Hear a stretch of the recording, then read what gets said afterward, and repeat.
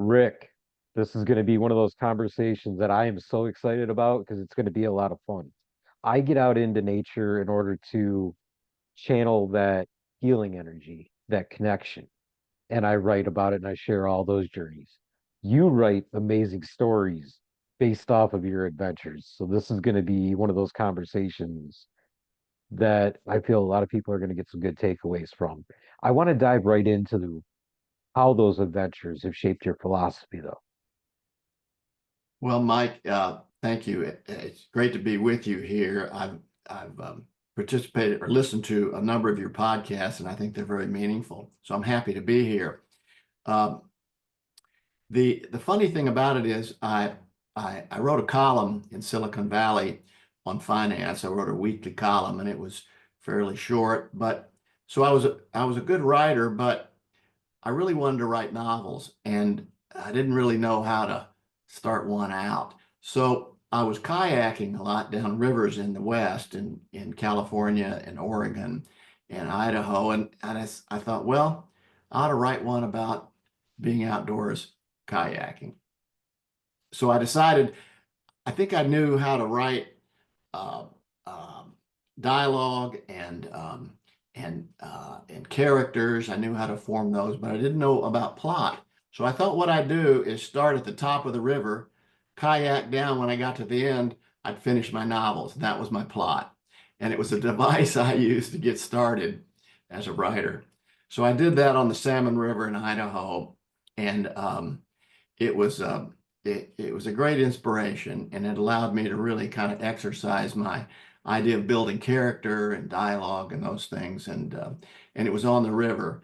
It's a it's a it's a treacherous story about a devastating flood that comes out of the Bitterroot Mountains up in Idaho and Colorado, and finally gets down into the river, and of course floods the whole thing. And here are these vacationers. They're not really professionals on the river. They're vacationers thinking, well, I don't want to go sit on the beach in Hawaii. I'll just go here. Well, these are extreme sports, and they're not really that kind of vacation. But here they are, and they have to deal with what they deal with. And I think it does become meditative in a way for them. And there's transformation and and somewhat epiphanies on the river that, frankly, I've experienced too, not in those kind of situations, but in general. So it was an eye opener to get started that way, and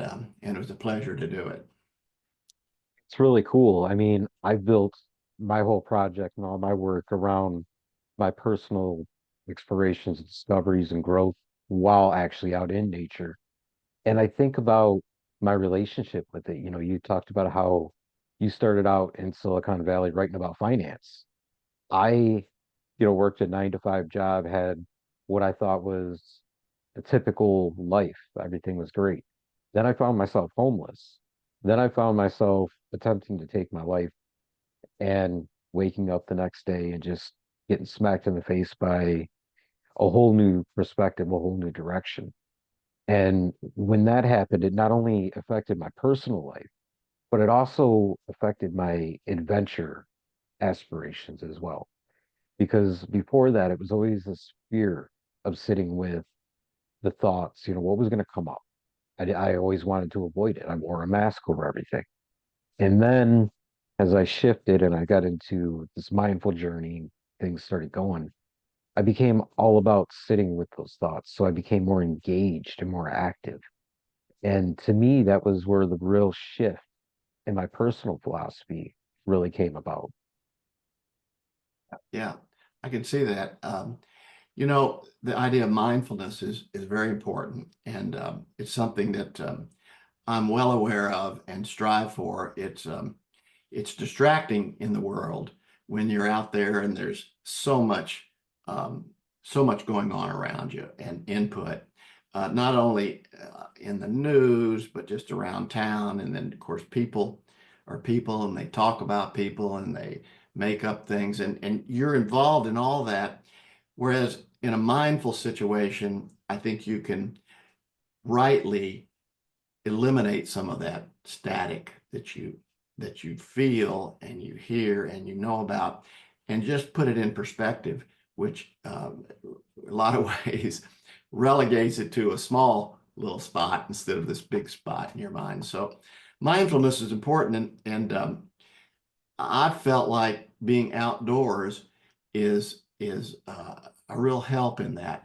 And it's funny that as a new writer, I thought, well, I'm gonna just write it down kayaking. My next novel took place in the Virgin Islands. It's a sailing theme, and they sailed around looking for a treasure. It was a treasure hunt. They even sailed to Tahiti one time on a month-long thing. So when I look back, I think, these are really outdoor things. My first novel, down the Salmon River, one reader said, this is really a book about being outdoors. It's not really a book about Sonia and the love interest and the raging river. It's really about the outdoors. When I wrote my second novel about sailing, Spanish Pieces of Eight, one of the reviewers in Caribbean Compass magazine said, this is a good story, but I really feel like this is about being in the Virgin Islands and this author's love for the islands. And I thought, wow, that comes across like that. How cool is that? So I'm really kind of taking on an understanding that being outdoors is an important thing for me, and it's an easy write for me because I kind of I guess I kind of uh, immerse myself in the environment. And we talked about a minute ago off camera that my new novel takes place in the limestone cave system, which is purported to be the biggest in the world here in Tennessee. It's a treasure hunt down in this cave system. So I'm going from the light into the dark, but it's still outdoors. And it seems to be a continuous theme of mine. So anyway, that's my thought on mindfulness. It was actually where we got started before we hit record was talking about the cavern system. But you mentioned the word treasure a couple of times. When I think about treasure, there's so many different meanings behind it. Yes, in stories, in order to propel it, it's this great big pile of wealth, right? But internally, when we get outside, that treasure becomes strengthening ourselves, building ourselves up, which is like really, I think, one of the coolest parts about it. I shared with you how my first real taste of the mountains was actually walking some of Daniel Boone's footsteps across the Cumberland Gap there. And to get down there and do that felt like this treasure in the moment because it was so cool and exciting. But then here it is a few years later and being able to really reflect on it and think about what it took for me to actually go and do that and feeling the change, the difference within not only perspective and internally, but how I view the world, how I interact with it. And it's really funny to think it was just that spark of adventure, that spur of the moment, let's plan this trip and go, that really got that ball rolling. That sounds, yeah, that's what it takes, I think. And they say, what are you going to go on a trip? Are you going to write a novel? Well, the best way to write a novel is sit down at the computer and start typing, and or any kind of book you want to write. And I think that's the same with an outdoor adventure. For me, uh, I don't decide I'm going to do a uh, uh, a book and then go take an adventure. Generally, what I do is think, you know, the Salmon River probably floods sometimes. Let's take my trip on there that didn't flood, and we'll talk about flooding. And it's a big part of the story. The funny thing is, we went with a guide service up in Oregon, and they when they've heard about the book, they said, "Well, send us some copies. We want to put it in our shop. We don't have a big retail here, but we have some." And so I did, and I said, let me explain to you. First of all, you went on our trip, you guided our trip, and I made up a story about the middle fork of the Salmon flooding from this flood, and then when the main fork runs into it, it's this wall of water coming down and it created a disaster. And I said, I kind of exaggerated that. He said, yeah, well, it did it that exact way the next year after you, not the year you were on. So you made it up, but that's the way it happened.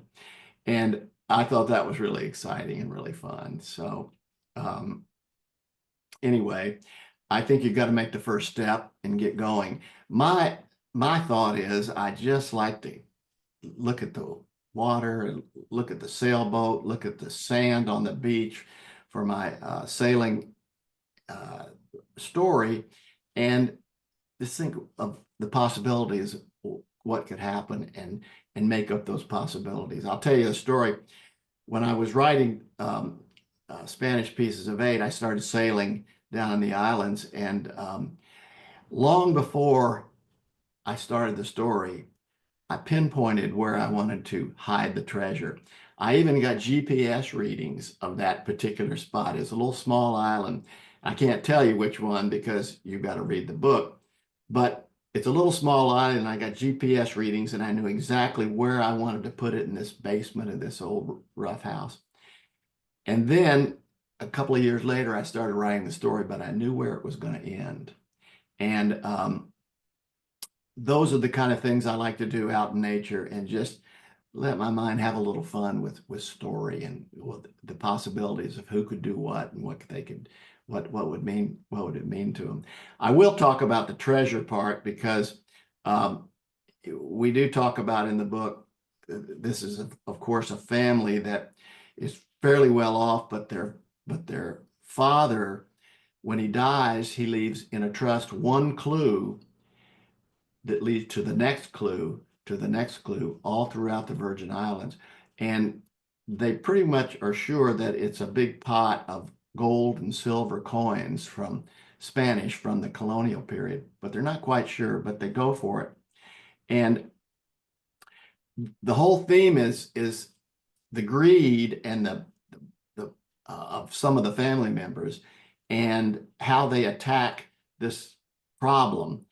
And there are other people that are in the family that realize there's a little more gold in your heart than than out there, and that's what's really important. So the themes um, of the distractions and the non-mindfulness that comes in there to the story, but it's really about a lot of ways about the gold and silver that's in your heart and who you are. And you get that from being out in nature, I think. I think that's a beautiful representation of this thought that comes to mind. The fact that you and I are sitting here telling stories, that's what makes us uniquely human, that ability to tell the story. And when you transfer that into this idea that we have a sense of adventure within our hearts as well, you put the two together and it's a beautiful thing.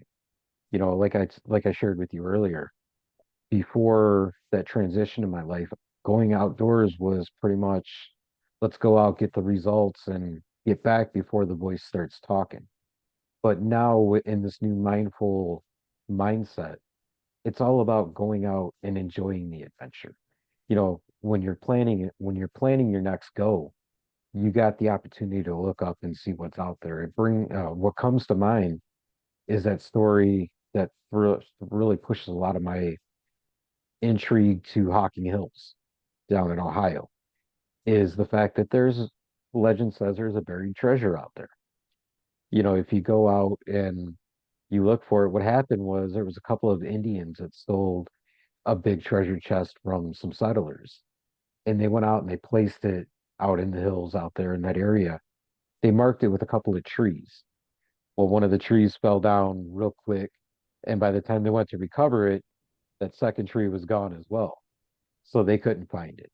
And it's just supposed to be sat out there and sat out there and sat out there. And obviously, with the lack of ability to take a metal detector with you, as much as you read the story, it's very almost impossible to pinpoint where it would be. But that sense of discovery really comes out when you go and put your boots on the ground out there.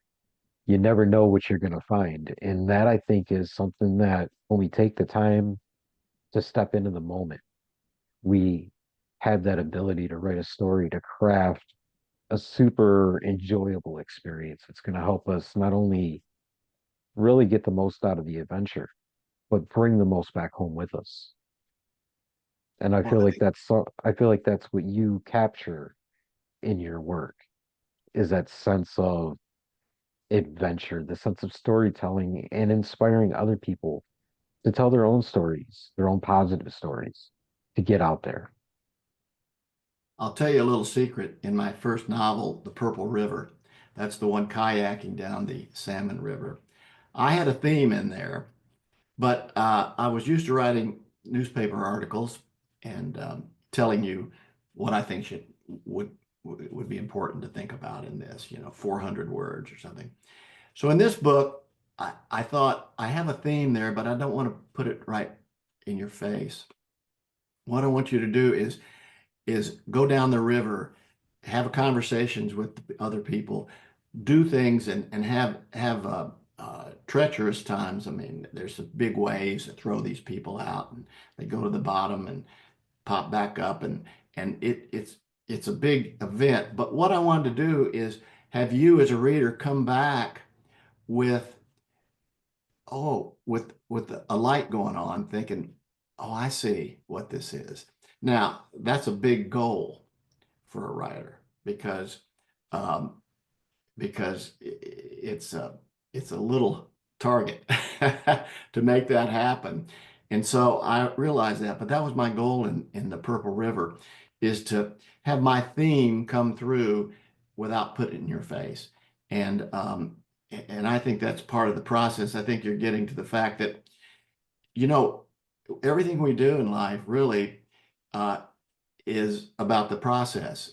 We think it's a lot about the goal, and a lot of times the goal is like a carrot for a horse. It's out in front of you and you kind of keep going, and you need some goals. But the bottom line is it's really about the process that we go through, I think. And of course we're getting really deep here, but it's that's what life is what John Lennon said, something about life is what happens when you're planning other things.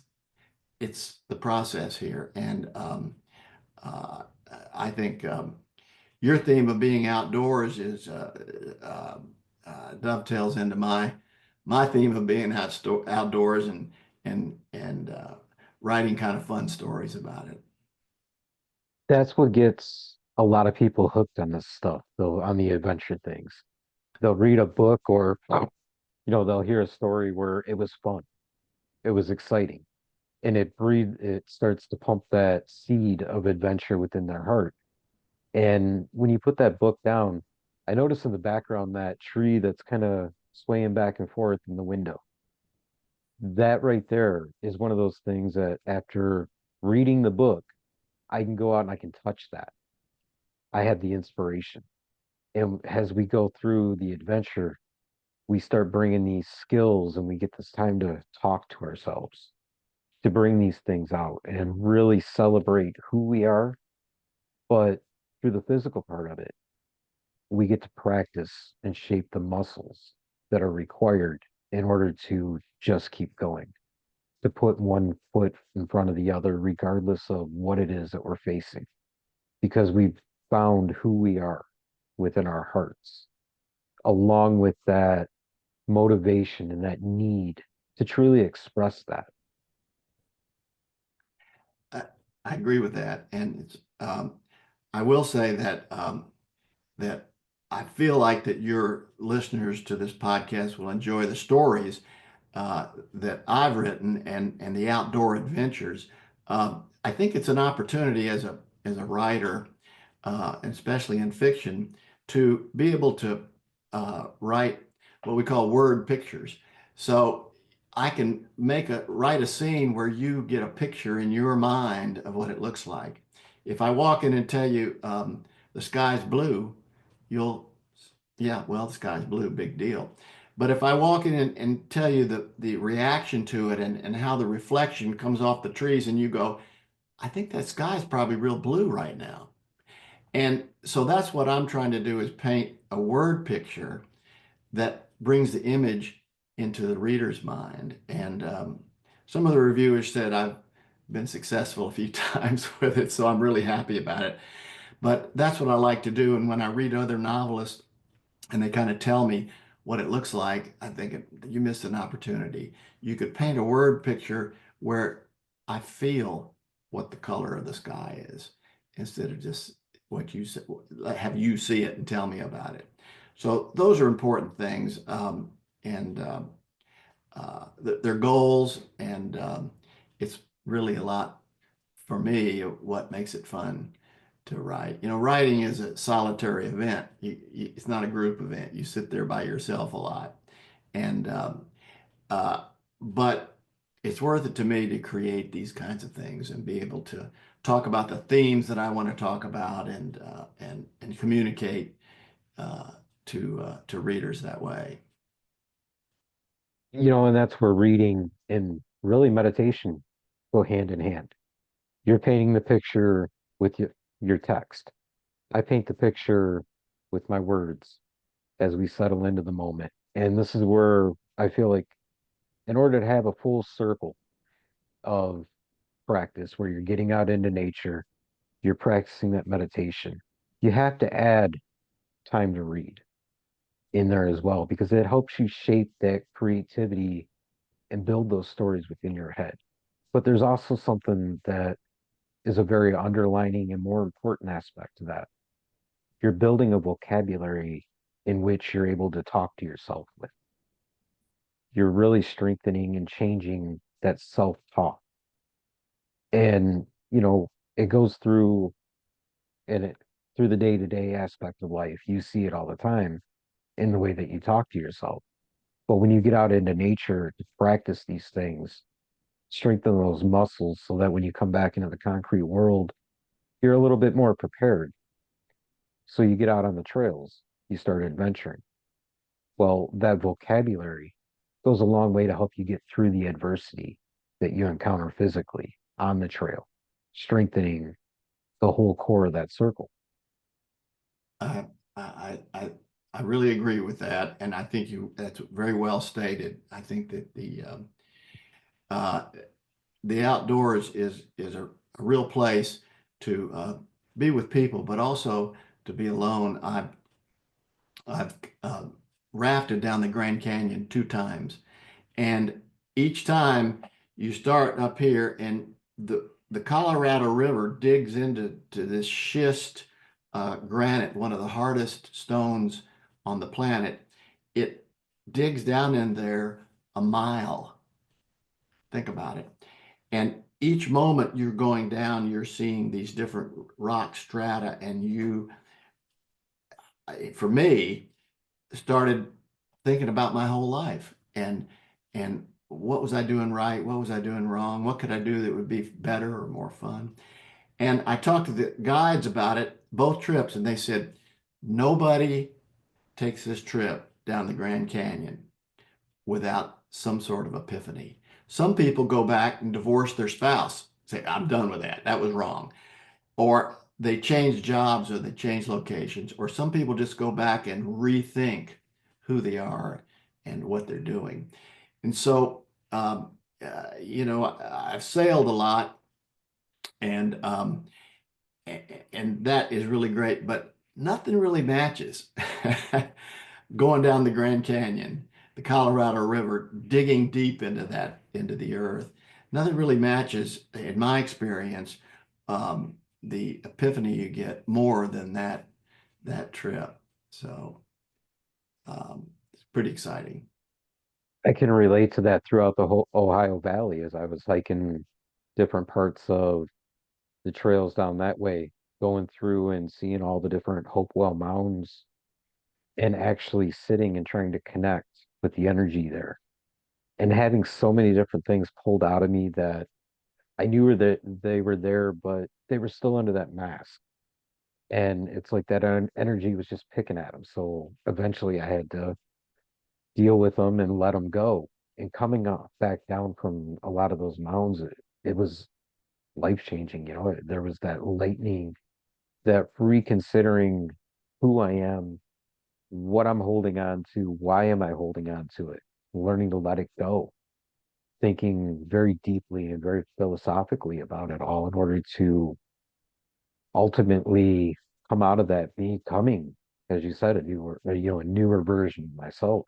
There's a lot of transformation that goes on, and you can see it even just as I mentioned that tree that's in the background there, because there's so many lessons to be learned. A lot of our struggles in life come out of the fact that we're the only creature on earth that can tell a story, and we like to spin negative ones.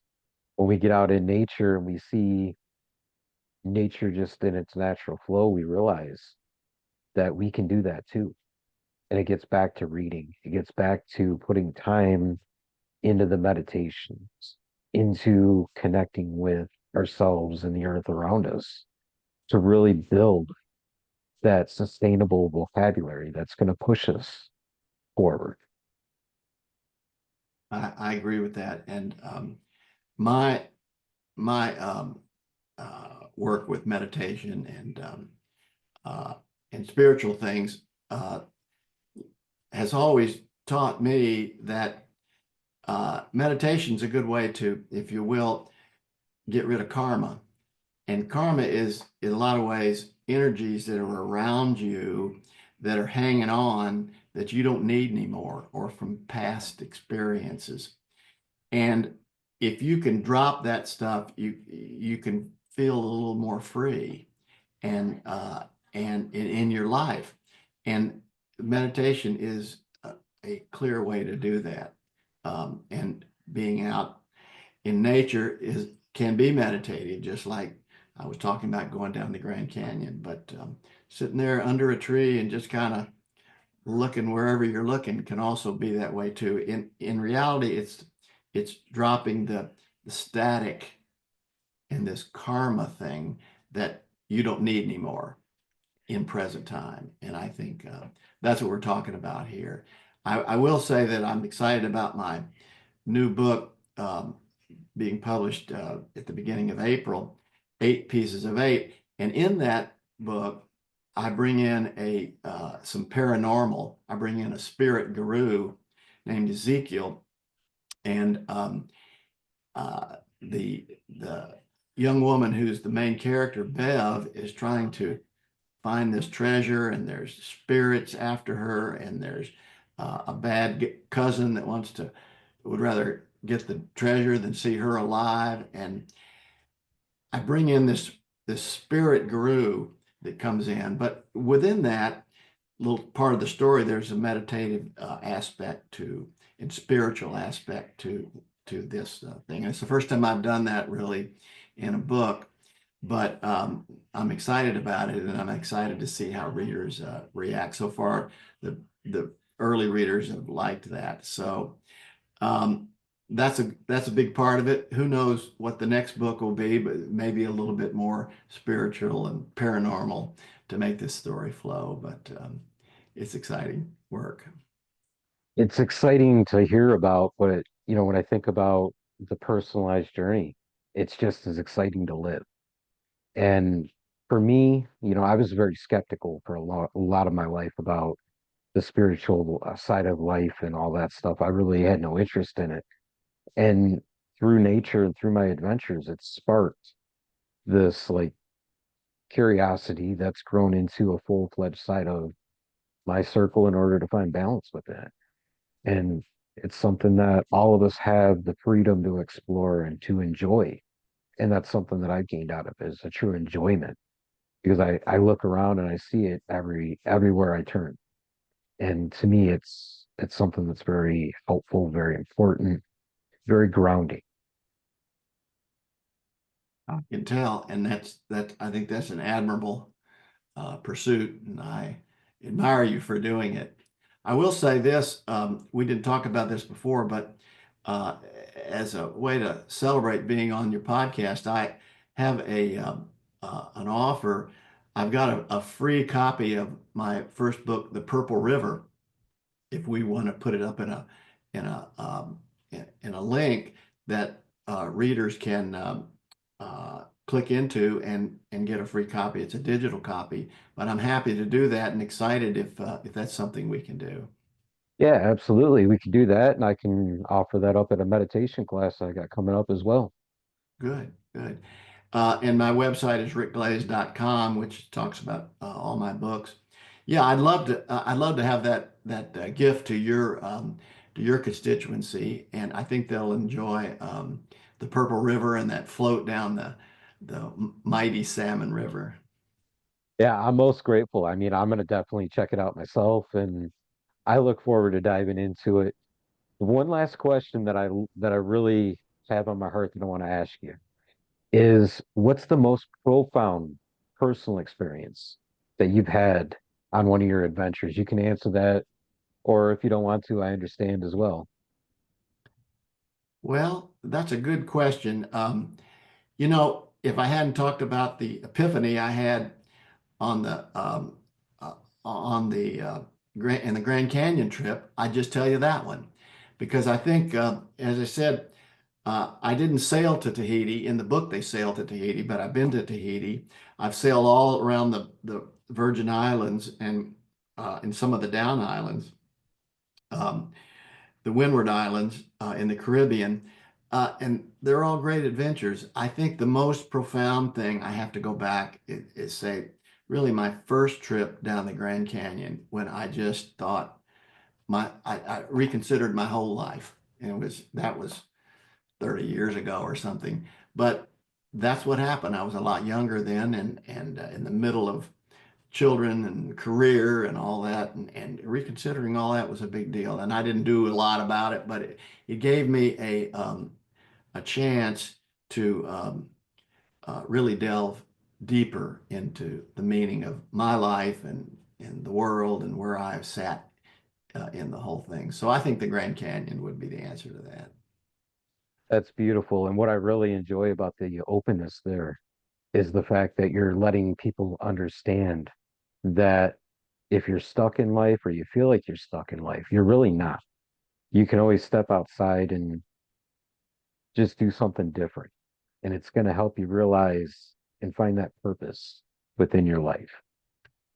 I think you've stated that very well, Mike, and I'm happy to be on the show with you today, and I look forward to uh, seeing you another time.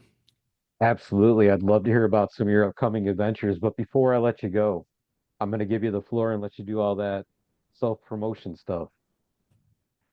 Okay. Yeah, as I said, I have rickglaze.com, and you can see my books. There's some offers there.